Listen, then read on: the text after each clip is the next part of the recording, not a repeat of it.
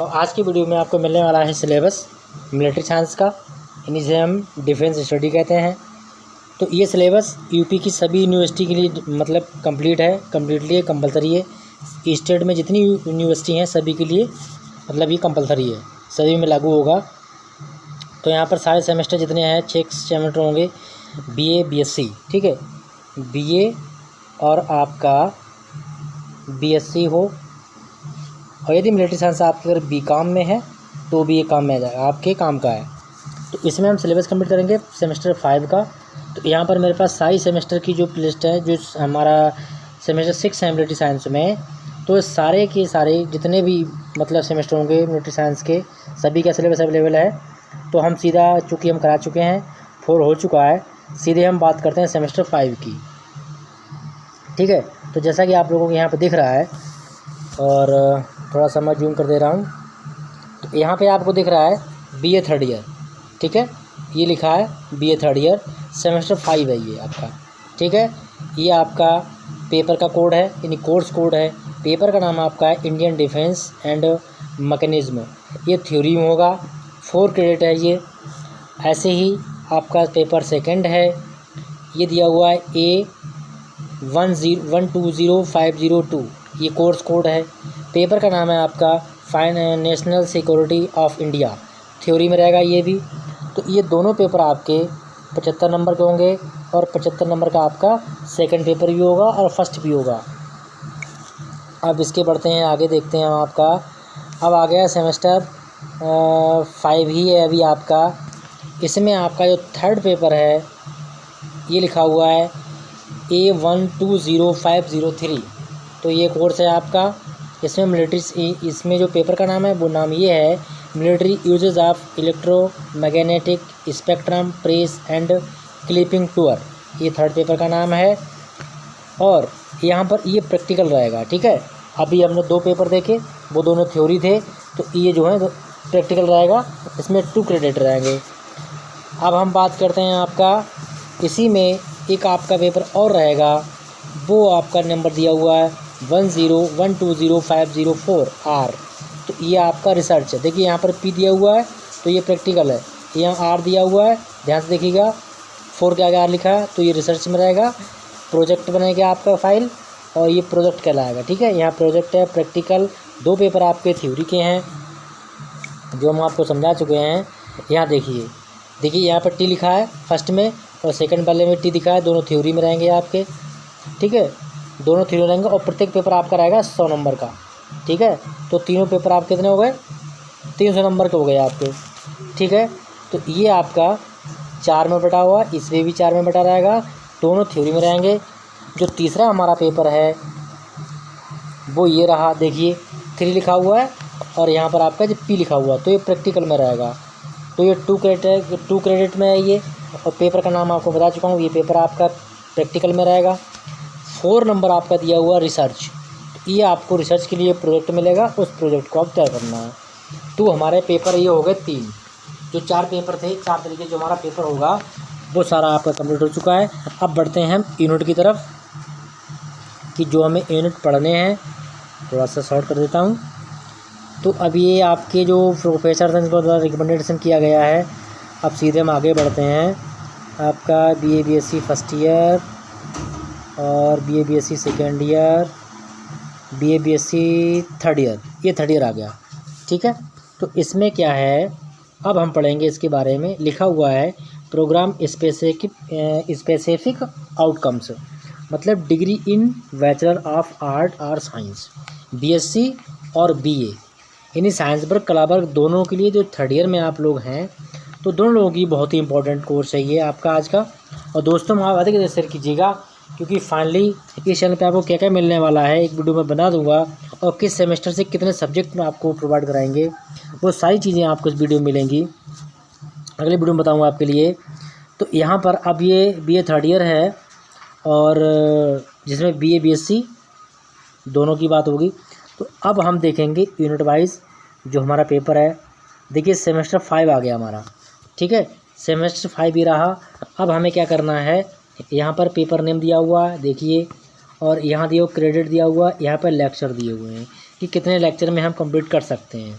तो लगभग 150 लेक्चर दिए हुए हैं, लेकिन मैं आपको कम से कम में प्रोवाइड कराने की कोशिश करूँगा।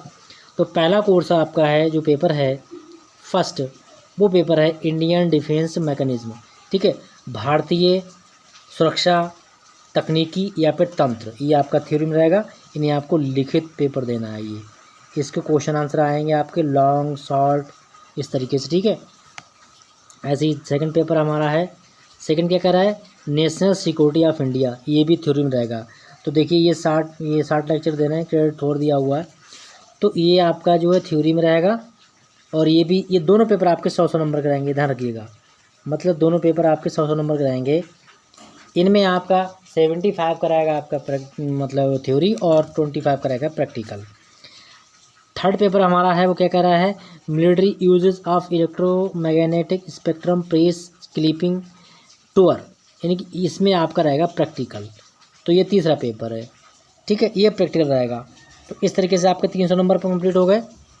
ठीक है, तो इस तरीके से आप पढ़ेंगे। तो यहाँ पर आपको 40 नंबर चाहिए मार्किंग के लिए, पास होने के लिए। बाकी के जो ऊपर के 2 क्वेश्चन पेपर हैं उनमें आपको 33% चाहिए। यहाँ तक आपका क्लियर हो चुका होगा।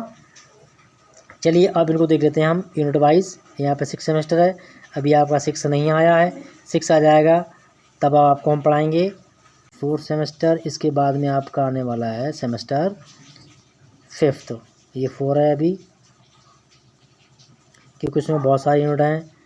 तो BA BSc third year semester 5 आ गया। ठीक है, तो BA BSc third year semester 5 है आपका। Defence and strategic study paper first की बात करेंगे हम। ये आपका थ्योरी में रहेगा, जैसा कि मैंने आपको पहले बता चुका हूँ। अब उस चीज़ को हम यहाँ पर और क्लियर कर लेते हैं। देखिए किस तरीके से होगा। पेपर का नाम क्या है, defence and strategic studies. Course code ये आपको मैं बता चुका हूँ पीछे ही। जो टाइटल हमारा है वो है इंडियन डिफेंस मैकेनिज्म है, थ्योरी में रहेगा आपका। ठीक है, अब course outcomes student will learn about the defence mechanism of India and evaluate of strength and weakness, मतलब अपने अंदर जो हमारी जो कमियां हैं उनको अध्ययन करेंगे, और उसकी जो स्ट्रेटजी है, क्या रणनीति रहेंगी, उनका अध्ययन करेंगे। तो इसमें आपका मैंने बता रहा हूँ आपके लिए 25 + 75, यानी 25 नंबर का आपका अलग से होंगे, और प्लस आपका जो है 75 रहेगा, तो 100 हो जाएगा आपका इस तरीके से। तो आइए बढ़ते आगे के लिए। पेपर आपका जो पार्ट ए है, पार्ट ए मतलब कि पेपर फर्स्ट आ गया आपका। यहाँ पर पेपर हम फर्स्ट पढ़ेंगे। ठीक है, पेपर के बारे में फर्स्ट पेपर पढ़ेंगे। तो इसमें जो यूनिट है, अगर वीडियो लंबा होगा तो मैं आपको इस वीडियो को 2 पार्ट में कर दूंगा। कोशिश करूँगा कि एक पार्ट में ही आपका कंप्लीट हो जाए। Introduction and difference between army, military and defence force. ठीक है, यानी कि आर्मी, मिलिट्री, डिफेंस फोर्स, इनमें क्या क्या अंतर है इसको हम पढ़ेंगे, तीनों के बारे में, और उनके परिचय पढ़ेंगे। इसी में दूसरा टॉपिक क्या रहेगा हमारा यूनिट फर्स्ट में, सेकेंड लाइन डिफेंस यानी इंट्रोडक्शन और पैरामिलिट्री फोर्स इन ब्रीफ, और पैरामिलिट्री के बारे में भी इंट्रोडक्शन में ही हम पढ़ेंगे शॉर्ट में, जो कि आपका ये 8 में रहेगा। नेक्स्ट हमारा है यूनिट सेकंड के अंतर्गत जो थर्ड पेपर है हमारा, थर्ड टॉपिक है वो है इंडियन डिफेंस फोर्सेस। इसमें फर्स्ट में क्या है, ये दिया हुआ है rank structure of the 3 service, recruitment method and defence service, important training institutions of 3 services. ठीक है, इसके बारे में पढ़ेंगे हम। यूनिट सेकंड है ये। थर्ड यूनिट में हमें क्या पढ़ना है, higher defence organisations of India, Bharat के कुछ उच्च डिफेंस ऑर्गेनाइजेशन जो हैं उनके बारे में पढ़ना है। क्या बता रहा हूँ, इसमें 4 पॉइंट पढ़ना हमें लिए। ए में दिया है power of the president of India and relation of defence, यानी कि राष्ट्रपति, भारत के राष्ट्रपति और सुरक्षा यानी रक्षा के बीच उनका क्या संबंध है उसको पढ़ना है। Role and function of military of defence, और जो रोल है यानी कि भूमिका, क्या भूमिका रहेगी मिलिट्री यानी कि सेना और सुरक्षा की फंक्शन यानी गतिविधियों में। नेक्स्ट सी ऑप्शन आपका है, लिखा है composition and functions of defence communities NSC। ठीक है, तो इसके बारे में भी हमें पढ़ना है। नेक्स्ट हमारा डी है chief of staff and joint service organisation, इन्हीं मुख्य स्टाफ जो हैं उनके बारे में पढ़ना है, और जॉइंट सर्विस ऑर्गेनाइजेशन जो आयोग होता है उसके बारे में पढ़ना है हमें। अब बात करते हैं यूनिट हमारा आ गया 4 यूनिट में क्या करना है हमें, आर्मी ऑर्गेनाइजेशन, यानी आर्मी जो सेना है उसका ऑर्गेनाइजेशन किस तरीके से किया जाता है। तो ये 4 यूनिट में है, organisation of army and headquarters, role of quarters AS and PSOS, इसके बारे में पढ़ना है हमें। Staff and field formation of Indian army, इसके बारे में पढ़ना है, और साथ ही पढ़ेंगे हम आर्मी एंड सर्विस के बारे में। ठीक है, अभी हमारा पार्ट क्या होगा, फर्स्ट कंप्लीट होगा, यानी फर्स्ट पेपर आपका कंप्लीट हो चुका है, जो फर्स्ट पेपर आपको पढ़ना है। अब देखते हैं पार्ट बी, यानी कि पेपर सेकंड में क्या क्या पढ़ना है हमें। पेपर सेकंड में हमें पढ़ना है एयरफोर्स ऑर्गेनाइजेशन, जो एयरफोर्स है भारतीय वायुसेना के बारे में पढ़ना है।